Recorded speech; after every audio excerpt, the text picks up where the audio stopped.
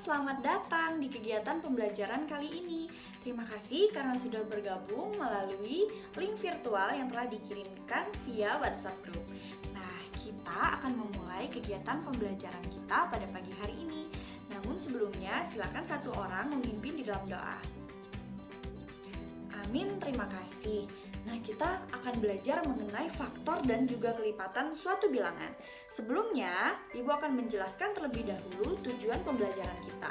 Yang pertama, setelah mengamati slide PowerPoint, siswa dapat menemukan konsep faktor dan kelipatan bilangan dengan mandiri.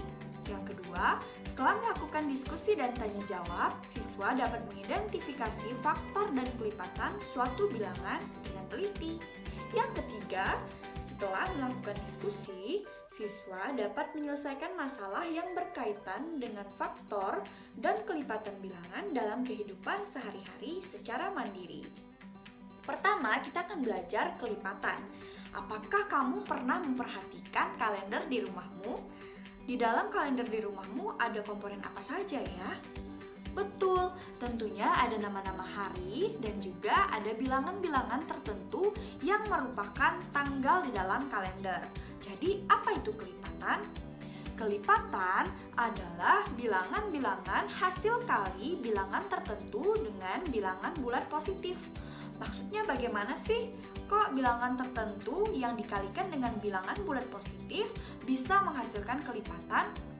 Nah, untuk mempelajarinya lebih lanjut, Ibu akan memberikan sebuah contoh kalender, di mana kalender ini akan berisikan tanggal-tanggal yang berwarna merah. Nah, di dalam kalender, satu minggu berisi 7 hari. Jika minggu pertama adalah tanggal 7, maka minggu kedua akan bertemu tanggal berapa yang tanggal merahnya? Jawabannya adalah 14. Nah, kita juga bisa mencari kelipatan 7 dengan cara mengalihkan bilangan 7 dengan bilangan bulat positif loh. Gimana caranya, Bu? Caranya adalah 1 dikali 7 sama dengan 7, 2 dikali 7 sama dengan 14, 3 dikali 7 sama dengan 21, 4 dikali 7 sama dengan 28, dan seterusnya. Jadi, definisi dari mengalihkan suatu bilangan tertentu dengan bilangan bulat positif akan menghasilkan kelipatan dapat kita buktikan dengan mengalihkan bilangan 7 dengan bilangan bulat positif. Selanjutnya kita akan belajar apa itu faktor. Nah, faktor bilangan merupakan sebuah bilangan yang mengalami proses pembagian hingga menghasilkan bilangan asli. Bagaimana sih maksudnya, Bu? Kok sebuah bilangan yang mengalami proses pembagian bisa menghasilkan bilangan asli? Nah, kita akan mempelajarinya lebih lanjut melalui sebuah penayangan video berikut ini. Silakan diperhatikan.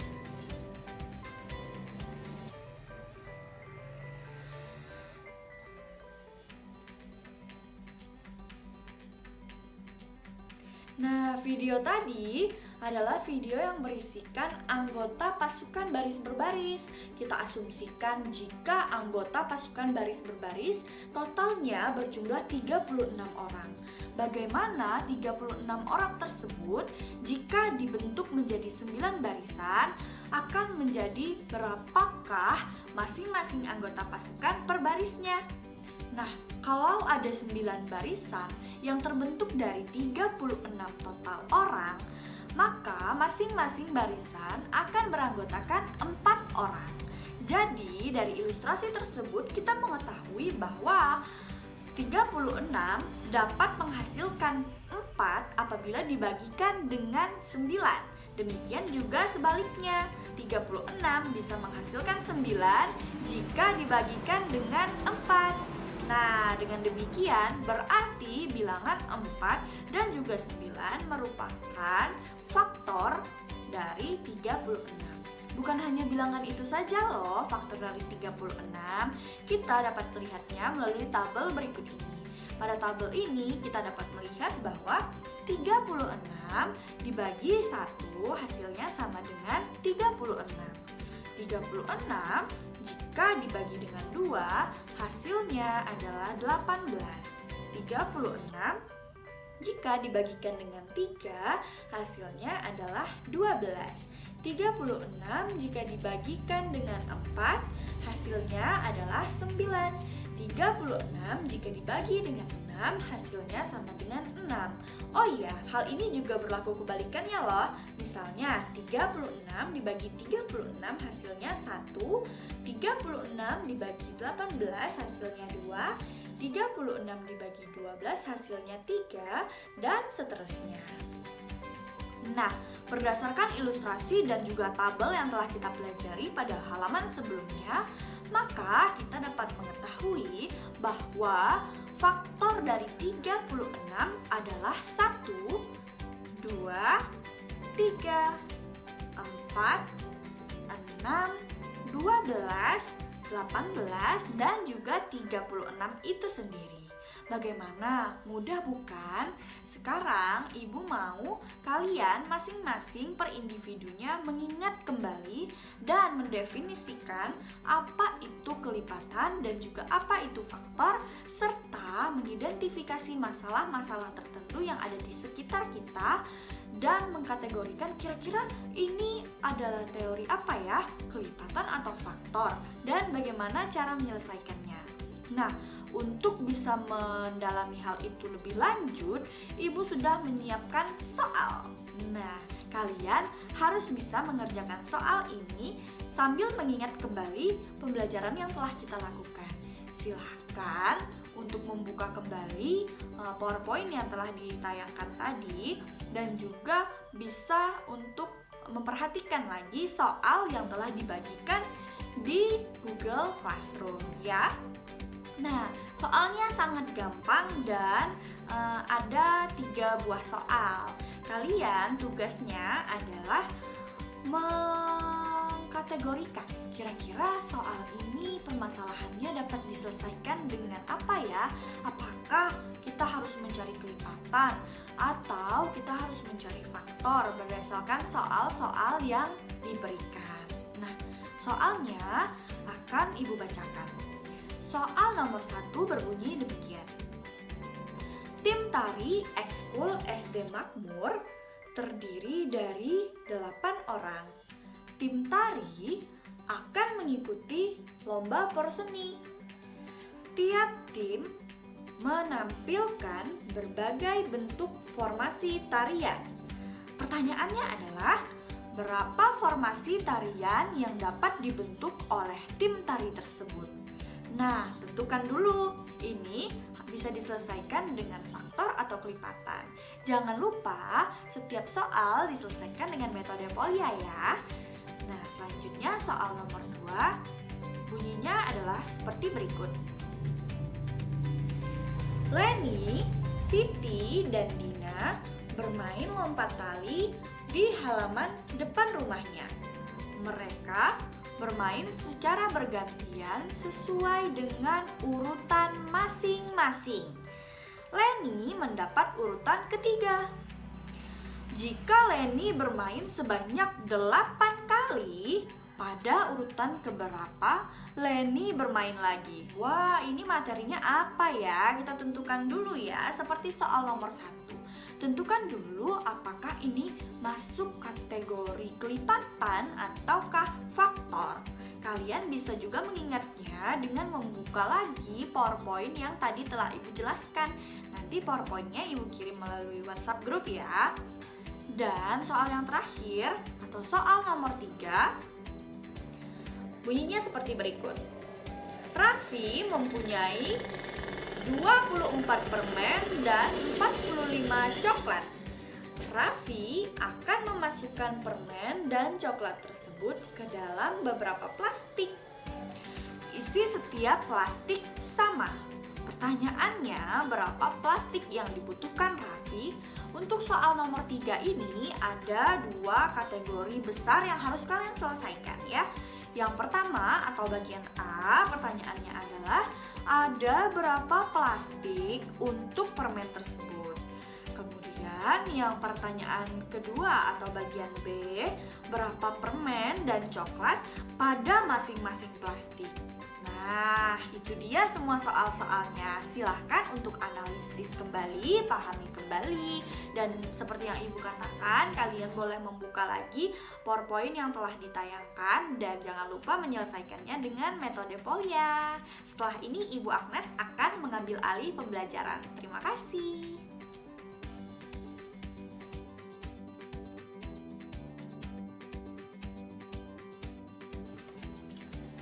Hai anak-anak, bagaimana penjelasan dari Ibu Tia tadi? Seru bukan? Ibu harap kalian juga mengamati kembali PowerPoint yang sudah diberikan oleh Ibu Tia. Dan jika ada pertanyaan, kalian bisa langsung menanyakannya melalui WhatsApp group. Nah, di akhir video tadi, Ibu Tia sudah memberikan 3 soal yang berkaitan dengan kelipatan dan faktor. Dari 3 soal tersebut, kalian harus menentukan dahulu cara penyelesaiannya, apakah menggunakan cara kelipatan atau menggunakan cara faktor. Dan juga kalian harus menggunakan metode Polya dalam pekerjaannya. Nah, pada saat ini Ibu Agnes akan menjelaskan langkah penyelesaian soal cerita menggunakan metode Polya. Dari metode Polya sendiri ada 4 langkah penyelesaian soal. Yang pertama yaitu memahami masalah. Yang kedua, merencanakan penyelesaian. Yang ketiga, menyelesaikan masalah sesuai dengan rencana. Yang keempat, melakukan pengecekan kembali. Pada soal cerita sendiri, dikemas dengan menggunakan kejadian-kejadian yang sering terjadi dalam kehidupan sehari-hari. Mungkin kita sering berpikir, kenapa soal cerita itu susah, Bu? Nah, sebenarnya kita sendiri belum memahami soal tersebut, maka soal tersebut menjadi lebih sulit. Nah, apa sih yang harus diperhatikan untuk mengerjakan soal cerita? Hal yang harus dilakukan pertama kali yaitu kita harus membaca soal secara berulang-ulang. Jika sudah membaca, kita harus menentukan hal apa yang harus diketahui. Ingat, diketahui. Kemudian yang kedua, kita harus mencari tahu apa yang ditanyakan soal tersebut. Yang ketiga, jika sudah mendapatkan hal yang diketahui dan hal yang ditanyakan, kita menentukan soal tersebut dikategorikan pemecahannya menggunakan kelipatan atau faktor. Jika sudah ditentukan, kalian menentukan operasi hitung yang akan digunakan. Misalkan dengan kelipatan, berarti kita menggunakan perkalian karena mengalihkan bilangan. Jika menggunakan faktor, berarti kita menggunakan pembagian karena angka tersebut dibagi. Setelah mengerjakan soal dengan operasi hitung, langkah terakhir yaitu melakukan pengecekan kembali. Apakah operasi hitung yang dilakukan sudah benar atau belum? Jika sudah benar, kita dapat menjawab soal dengan membuat kesimpulan. Biasanya kesimpulan diawali dengan kata jadi atau menggunakan kata maka. Nah, kali ini Ibu akan memberikan contoh soal. Mari perhatikan contoh soal berikut ini. Jika siswa kelas 4 berjumlah 24 orang, berapa formasi barisan yang dapat dibuat bila setiap baris jumlah siswanya sama banyak? Hal pertama yang harus kita lakukan yaitu tadi diketahui. Kita harus mencari hal yang diketahui. Diketahui siswa kelas 4 terdiri dari 24 orang. Nah, apa yang ditanyakan dari soal tersebut? Yang ditanyakan adalah berapa formasi barisan yang dapat dibuat oleh siswa bila setiap baris jumlahnya sama banyak. Nah, tadi kita sudah mendapatkan hal yang diketahui. Jumlah siswanya 24 siswa. Oleh karena itu, berarti kita harus menentukan faktor dari 24. Nah, seperti cara yang sudah Butia sampaikan tadi, untuk menentukan faktor, berarti kita harus melakukan pembagian. faktor dari 24 berarti kita membagi angka 24 sampai angka tersebut tidak bisa dibagi lagi. Yang pertama, 24 dibagi dengan 1. Apakah bisa? Bisa. Hasilnya 24. Kemudian 24 dibagi 2 sama dengan 12. Selanjutnya 24 dibagi 3 sama dengan 8. Selanjutnya 24 dibagi 4 sama dengan 6. Nah, tadi kita diminta untuk mencari formasi barisan yang jumlah setiap barisannya itu sama. Dari faktor tadi berarti kita mendapatkan yang pertama, satu barisan dengan jumlah siswa sebanyak 24. Yang kedua, dua barisan dengan setiap barisan jumlah siswanya 12. Yang ketiga, 3 barisan dengan setiap barisan jumlah siswanya 8 siswa. Dan yang formasi yang terakhir, 4 barisan dan di setiap barisnya ada 6 siswa. Nah, jadi kesimpulannya, jumlah formasi barisan yang dapat dibentuk oleh siswa kelas 4 dengan jumlah siswa yang sama banyak adalah 4 formasi barisan.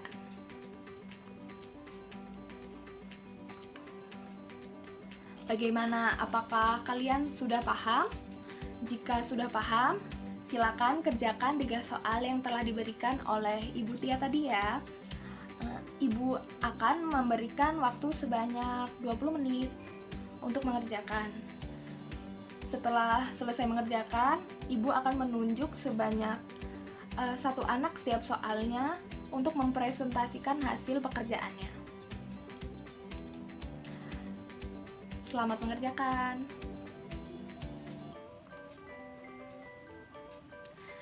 Terima kasih atas presentasi teman-teman.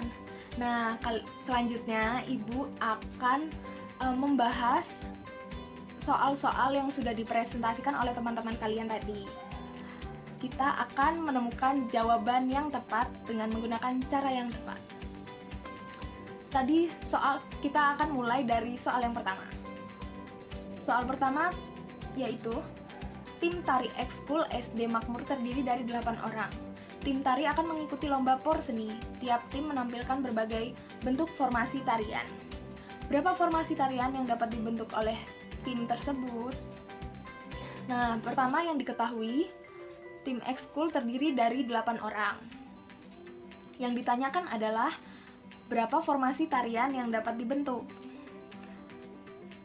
Nah, berarti karena jumlahnya 8 orang, untuk menentukan jumlah formasi tadi kita bisa menggunakan perhitungan faktor. Berarti kita harus menentukan faktor dari 8. Untuk menemukan faktor, ingat tadi caranya, berarti kita harus membaginya. Nah, faktor dari 8 berarti 8 dibagi 1 sama dengan 8 untuk formasi yang pertama. Kemudian 8 dibagi 2 sama dengan 4 untuk formasi yang kedua. Kesimpulannya, jadi jumlah formasi tarian yang dapat dibentuk oleh tim tari tersebut adalah 2 formasi. Selanjutnya, soal yang kedua. Leni, Siti, dan Dina bermain lompat tali. Mereka bermain secara bergantian sesuai urutan. Leni mendapat urutan ketiga. Jika Leni bermain 8 kali, pada urutan keberapa Leni bermain lagi? Diketahui banyak pemain tadi 3 orang. Leni bermain sebanyak 8 kali. Nah, yang ditanyakan adalah urutan berapa Leni akan bermain lagi. Jumlah pemain 3 orang. Oleh karena itu, kita harus menentukan kelipatan 3 sebanyak 8 kali. Nah, kelipatan tadi itu penjelasannya adalah mengalihkan bilangan. Berarti kelipatan dari 3 adalah mengalihkan angka 3. Yang pertama, kita akan mengalihkan angka 3 dengan angka 1 sampai dengan 8. 3 kali 1 sama dengan 3, 3 kali 2 sama dengan 6, 3 kali 3 sama dengan 9, 3 kali 4 sama dengan 12, 3 kali 5 sama dengan 15, 3 kali 6 sama dengan 18, 3 kali 7 sama dengan 21, 3 kali 8 sama dengan 24. Kesimpulannya, jadi jika Leni bermain sebanyak 8 kali, maka Leni akan bermain lagi pada urutan ke 6, 9, 12, 15, 18, 21, dan 24. Selanjutnya soal yang ketiga. Raffi mempunyai 24 permen dan 45 coklat. Raffi memasukkan permen dan coklat ke dalam beberapa plastik. Isi setiap plastik sama. Nah, berapa plastik yang dibutuhkan? Yang pertama yang diketahui ada 24 buah permen dan 45 buah coklat. Yang ditanyakan berapa plastik untuk permen dan coklat, dan yang B berapa permen dan coklat pada masing-masing setiap plastik. Kita kerjakan soal A terlebih dahulu. Karena setiap plastik berisi coklat dan permen sama banyak, maka kita perlu mencari FPB. Nah, untuk mencari FPB kita dapat menggunakan pohon faktor. Caranya yaitu kita dapat membuat angka 24 terlebih dahulu. Kemudian angka pembagi kita taruh di sebelah kiri. Setelah itu hasil baginya ditaruh sebelah kanan. Lalu kita lakukan sampai bilangannya terbagi habis. Jadi 24 dibagi 2 sama dengan 12. 12 dibagi 2 sama dengan 6. 6 dibagi 2 sama dengan 3. Untuk 45 dibagi 3 sama dengan 15. 15 dibagi 3 sama dengan 5. Jadi faktorisasi prima dari 24 adalah 2 pangkat 3 kali 3. Dan untuk 45 adalah 3 pangkat 2 kali 5. Nah, dari pohon faktor tersebut dapat kita simpulkan FPB-nya adalah 3. Jadi banyak plastik untuk permen dan coklat tersebut ada 3 plastik. Kemudian kita akan menjawab soal yang B. Untuk mengetahui banyak permen dan coklat pada masing-masing plastik, kita bisa mengalihkan jumlah permen dan coklat menggunakan FPB. Yang pertama, jumlah permen 24 dibagi 3 sama dengan 8. Selanjutnya jumlah coklat 45 dibagi 3 sama dengan 9. Jadi tiap plastik berisi 8 permen dan 9 permen coklat. Kesimpulannya, jadi tiap plastik berisi 8 permen dan 9 coklat. Nah, dari pembelajaran kali ini dapat kita simpulkan ya, ternyata kelipatan dan faktor itu sangat berbeda. Kelipatan tadi adalah mengalihkan bilangan dengan setiap bilangan asli secara berurutan. Sedangkan faktor adalah bilangan-bilangan yang dapat membagi habis suatu bilangan.